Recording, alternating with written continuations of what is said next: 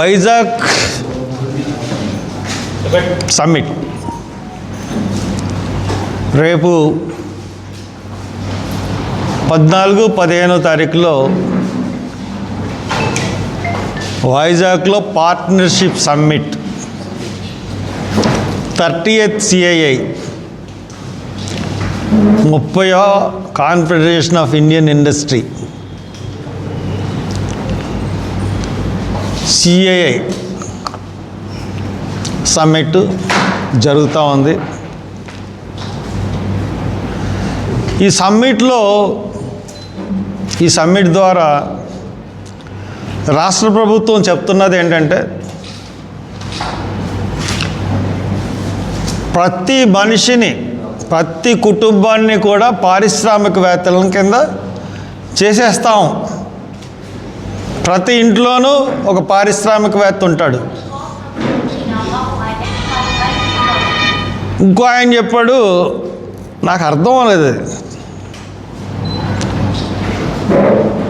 లోకేష్ చెప్పారు, ఈ పారిశ్రామిక అంటే పార్ట్నర్షిప్ సమ్మిట్ వల్ల 10 లక్షల కోట్లు ఇన్వెస్ట్మెంట్ తెస్తాం, 10 లక్షల ఉద్యోగాలు కూడా తీసుకొస్తాం. 10 లక్షల కోట్లు తెస్తే 10 లక్షల ఉద్యోగాలు ఏంటో అన్నది కూడా నాకు అర్థం అవ్వాలి. నాకు దీనివల్ల గొప్ప ఉపయోగం అన్నది నాకు కనపడింది ఏంటంటే, మొన్న ఒక 2 రోజులు విశాఖపట్నంలో ఉన్నాను నేను. విశాఖపట్నాన్ని ముస్తాబు చేస్తూ ఉన్నారు, రంగులేసి, రోడ్లేసి.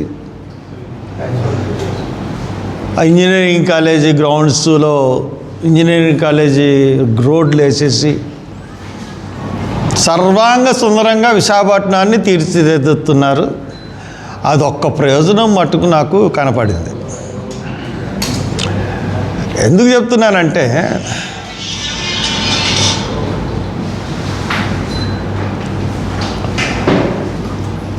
ఉట్టికి ఎగరలేనమ్మ ఎక్కడికో ఎగిరిందంట. ఇప్పుడు దాకా మీరు ఒక్క పారిశ్రామికవేత్తని ఆదుకోలేదు, కానీ మీరు చెప్తున్న మాటలు కోటలు దాటిపోతూ ఉన్నాయి. లాస్ట్ ఇయర్ కూడా 2015లో మీరు సమ్మిట్ చేశారు. ఆ సమ్మిట్కి ఎవరిని రానివ్వకుండా జగన్ను కూడా ఎయిర్పోర్ట్లో అరెస్ట్ చేసి హైదరాబాద్ పంపేశారు. అప్పుడు కూడా 356 MOUలు కుదుర్చుకున్నారు. దాంట్లో 156 ఎంతో బోగస్ MOUలు. ఇప్పుడు కూడా మీరు చెప్తున్నది ఏంటంటే, 10 లక్షల కోట్లు మేము పెట్టుబడులు తీసుకొస్తాం అని చెప్తా ఉన్నారు. చెప్పడం వరకే. ఈ 10 లక్షల కోట్లు కూడా వచ్చేసినాయి అని చెప్పి రేపు 16వ తారీఖున ప్రకటిస్తారు కూడా. దాంట్లో ఎన్ని డొల్ల కంపెనీలు ఉంటాయో తెలీదు, ఎన్ని పెట్టేసిన కంపెనీలు ఉంటాయో తెలీదు, మీరు నిజంగా ఎంత చేస్తారో తెలీదు. ఇది 30వ కాన్ఫెడరేషన్ ఆఫ్ ఇండియన్ ఇండస్ట్రీ వాళ్ళ భాగస్వామ్యంతో నిర్వహిస్తుంది. Piyush Goyal central government minister for industries కూడా వస్తాడు. ఇది ప్రతి సంవత్సరం జరుగుతూ ఉంటుంది ఎక్కడో చోట. ఈ సంవత్సరం మీరు తీసుకుని వచ్చారు, బాగా హైప్ క్రియేట్ చేశారు, కానీ ఆచరణలో మట్టుకు మీరు ఫెయిల్ అవుతూ ఉన్నారు.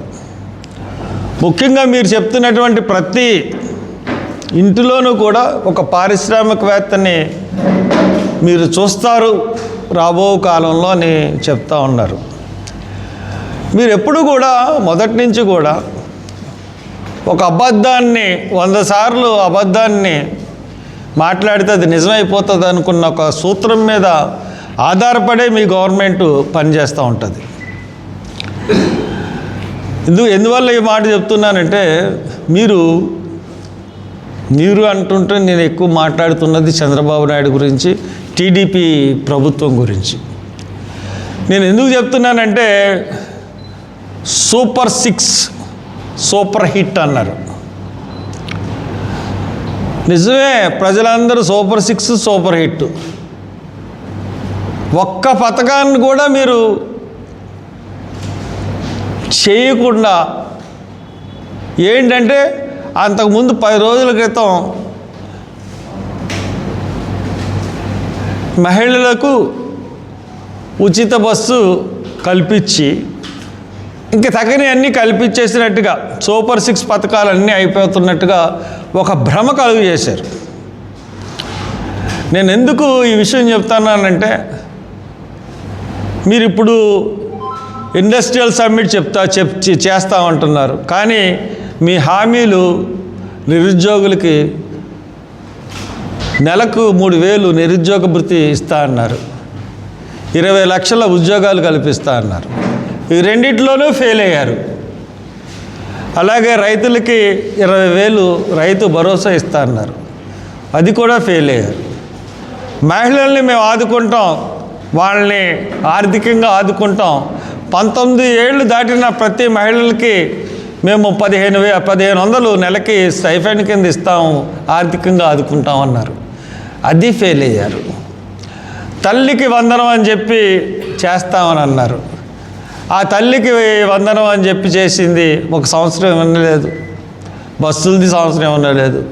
2వ సంవత్సరం ఇచ్చారు కానీ అందరి పిల్లలకి ఇచ్చారన్నారు, కానీ సరైన స్పందన అన్నది ఈ 2 పథకాలకి కూడా రాలేదు. తల్లికి వందనం కానీ ఒక బస్సుది కంప్లీట్గా వదిలేశారు. తర్వాత సిలిండర్లు, ఆ సిలిండర్ల విషయంలో కూడా ఇప్పటికీ కూడా అబద్ధాలు ఆడుతూ ఉన్నారు. మీరు ఎలక్షన్లో హామీ ఇచ్చిన పథకాలే మీరు నెరవేర్చలేకపోతున్నారు. ఈ రోజున మీరు ఏ రకంగా మీరు ఈ సమ్మిట్ చేసి ప్రతి ఇంటిలోనూ ఒక పారిశ్రామికవేత్తను సృష్టించగలరని చెప్పి నేను ప్రశ్నిస్తూ ఉన్నాను. మీ గవర్నమెంట్ వచ్చినప్పుడు ఎంఎస్ఎంఈలు అంటే మైక్రో స్మాల్ ఇండస్ట్రీస్,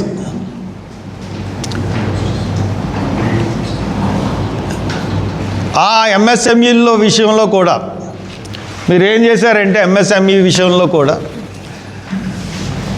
భారీ పరిశ్రమలకేమో రాయితీలు బాగా ఇచ్చారు.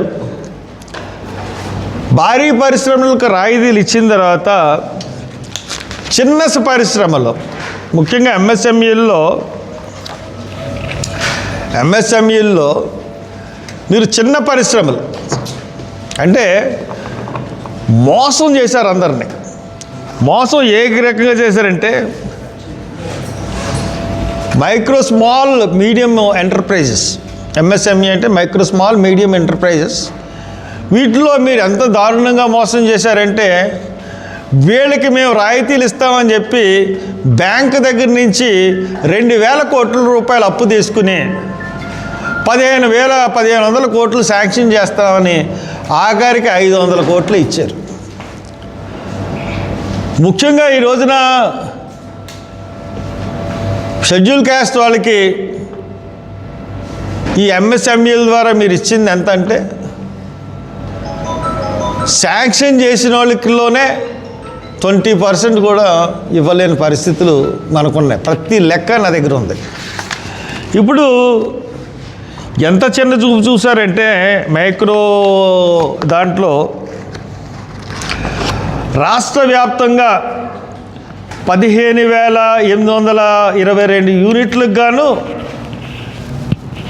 1,916.74 కోట్లు ప్రోత్సాహకాలు రావాలి రాష్ట్రం మొత్తంగా ఎంఎస్ఎంఈలకి.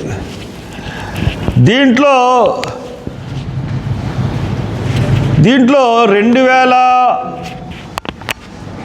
538 యూనిట్లే అర్హత సాధించని చెప్పి 275.47 కోట్లే రిలీజ్ చేశారు. అలాగే భారీ పరిశ్రమలకు వచ్చేటప్పటికి 182 యూనిట్లకు గాను 694 కోట్లు పైగా మీరు రాయితీలు ఇచ్చేసారు, అంటే సబ్సిడీలు. భారీ పరిశ్రమలకి రాయితీలు మీరు కల్పించారు, కానీ ఎంఎస్ఎంఈ రాయితీలు ఎంత అంటే 275 కోట్లు ఇచ్చారు. ఇంకా ఎస్సీ ఎస్టీల్లో 100% రాయితీ ఇవ్వాల్సింది అస్సలు ఎస్సీలకి అసలు రాయితీలు ఎంత పర్సెంట్ ఇచ్చారంటే ఈవెన్ 11 లక్షలు, అంటే 40 లక్షలకి ఇవ్వాల్సిన శాంక్షన్ చేసి యూనిట్లకు కూడా దాంట్లో 20% అంటే 11 లక్షల కన్నా తక్కువ రూపాయలు సబ్సిడీలు ఇవ్వడం జరిగింది.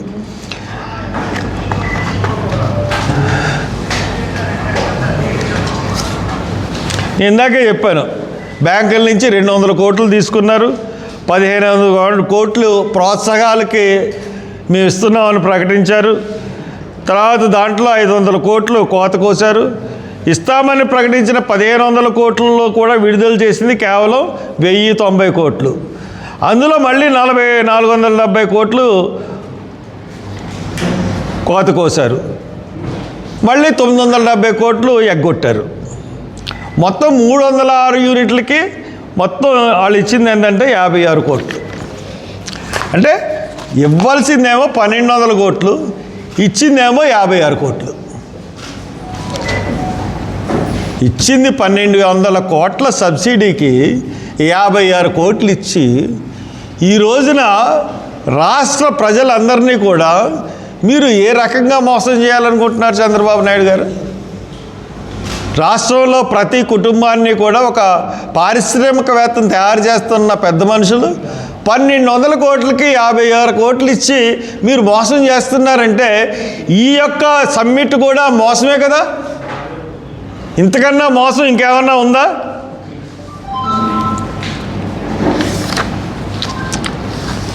పెద్ద కంపెనీలకు వచ్చేటప్పటికి 694 కోట్లు, చిన్న కంపెనీలకు వచ్చేటప్పటికి 56 కోట్లు. ఇది ఎంత దారుణం అంటే ఈ ఎంఎస్ఎంఈ వాళ్ళందరూ కూడా ధర్నా చేశారు. ధర్నా చేసిన తర్వాత లోకేష్ ఆఫీసు తయారు చేసింది లిస్టు. ఎప్పుడైనా సరే ఎవరికన్నా సరే ఒక లిస్టు ప్రిపేర్ చేయాలంటే గవర్నమెంట్ దగ్గర నుంచి కొన్ని నియామకాలు ఉంటాయి, అంటే కొన్ని ప్రిన్సిపల్స్, కొన్ని సూత్రాలు ఉంటాయి. పలానా వీడు బ్యాంక్ రుణం సరిగ్గా కట్టాడు, వీడు బిలో పావర్టీ లెవెల్లో ఉన్నాడు, లేకపోతే వీడు లారీలు కొనుక్కున్నాడు, బస్సులు కొనుక్కున్నాడు, వీడు నష్టాల్లో ఉన్నాడు, ఇలాగా ఒక రూల్స్ ఫ్రేమ్ చేస్తారు. రూల్స్ ఫ్రేమ్ చేసి దాని ప్రకారం ఇవ్వాలి. అబ్బే లోకేష్ ఆఫీసు ఎవడికి చెప్తే ఆడికి టిక్కు కొట్టడమే. ఆ టిక్కు కొట్టిన దాంట్లో 20% ఇవ్వడమే, అది కూడా పూర్తిగా ఇవ్వలే. అంటే ఎంత దారుణమైన, అంటే వీళ్ళ సొంత సొమ్ము ఖర్చు పంచిపెట్టినట్టుగా కోట్ల సొమ్ము ఓట్లను దృష్టిలో పెట్టుకుని పంచిపెట్టారు తప్పితే నిజమైన పరిశ్రమలకి నిజంగా రాయితీలు వచ్చింది ఏమన్నా ఉందంటే సమ్మె. అటువంటి మీరు ఈ రోజున సమ్మిట్ చేస్తూ ఉన్నారు, పారిశ్రామికవేత్తలను సృష్టిస్తామంటున్నారు. ఇదేనా మీరు సూచించిన పారిశ్రామికవేత్తలు? ఇదేనా మీరు మీ యొక్క ట్రాన్స్పరెన్సీ? ఇది చాలా అన్యాయం. ఇంతకన్నా అన్యాయం అన్నది ఇంకొకటి లేదు. ఇంకొకటి ఏంటంటే మనం చూసుకున్నట్లయితే లాస్ట్ సమ్మిట్లో మనం చూసుకున్నట్లయితేనండి,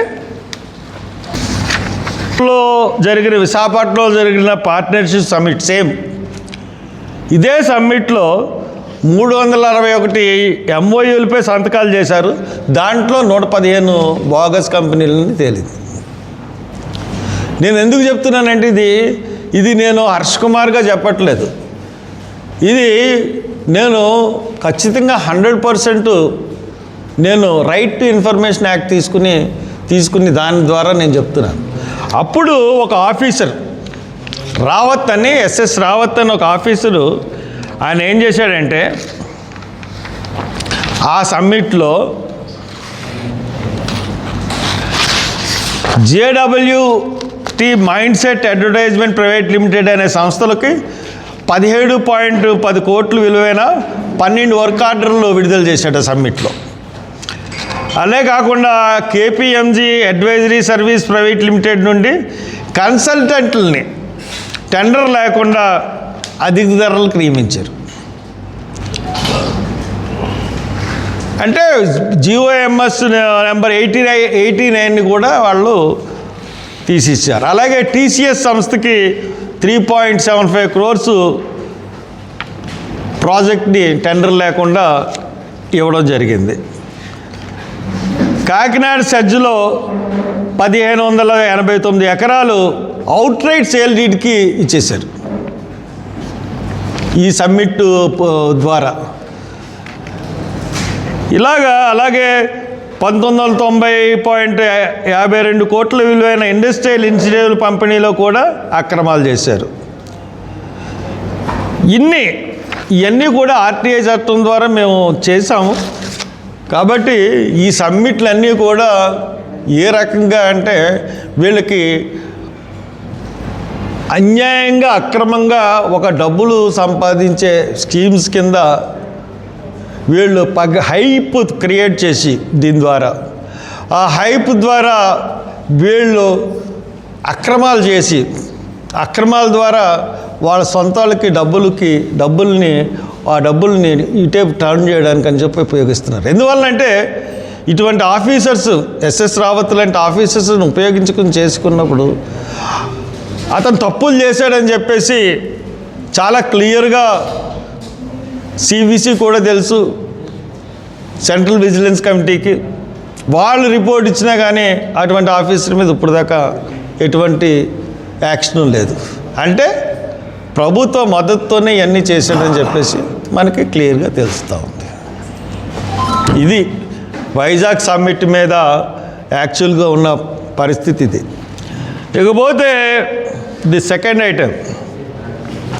ఈ సెకండ్ ఐటెంలో నేను చెప్పదలుచుకున్నది ఏంటంటే, నిన్న మెడికల్ కాలేజీల గురించి ప్రైవేటు పరం చేయొద్దు, PP విధానం వద్దని చెప్పేసి వైఎస్ఆర్సీపీ పెద్ద ధర్నా చేసింది. నేను వైఎస్ఆర్సీపీ గవర్నమెంట్ని అడుగుతూ ఉన్నాను, అసలు మెడికల్ కాలేజీలని ప్రభుత్వ మెడికల్ కాలేజీలని చెప్పి ప్రైవేటుగా సీట్లు అమ్మేసుకున్నది ఎవరు? జగన్మోహన్ రెడ్డి గారు. మీరు అడ్మిషన్లు చేసిన 5 మెడికల్ కాలేజీలు కూడా 5 మెడికల్ కాలేజీలో సీట్లలో సగం సీట్లు మీరు డబ్బులకు అమ్ముకోలేదా? మీరే ప్రైవేట్ చేసేసారు. ఇంకా ప్రైవేట్ చేయొద్దని మీరు చెప్పడంలో అసలు ఏమన్నా హాస్యాస్పదం అనిపించట్లేదా? మీరు చేసిన విధానమే వాళ్ళు